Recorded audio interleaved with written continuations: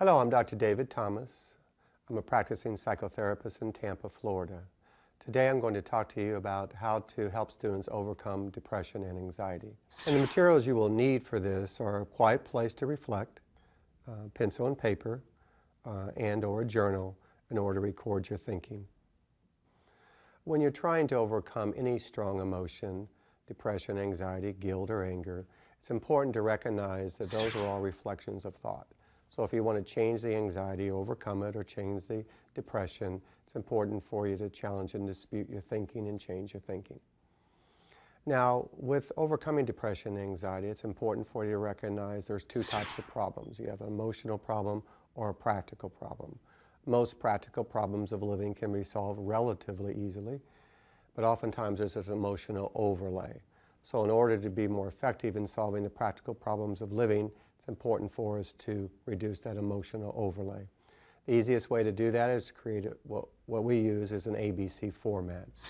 The A of this model stands for an activating event, stressors of our lives. B is our beliefs, what we think about those stressors, and C is our emotional consequence. And that emotional consequence also has a behavioral component. So when you begin to feel depressed or anxious, what you want to do is to isolate what your activating event is, what you're stressing about. B, to identify the thinking that you have about that event. The thinking that concerns us is the irrational thinking, not the rational thinking. So we wanted to help to determine whether or not the thoughts are rational or irrational. If they're irrational, we want to replace them with more rational ideas. 3 quick criteria for determining whether a thought's rational or irrational is: 1, is use the acronym ELF, E-L-F.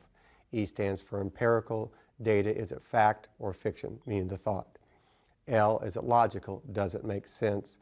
And F, is it functional, meaning that does it help you to achieve your short-term and long-term goal? Again, does the thought help you to achieve the short-term and long-term goal?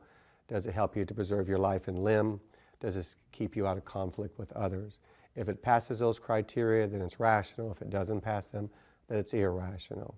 Easiest way to overcome the emotional overlay, allowing students to overcome depression and anxiety by being more effective in solving the practical problem.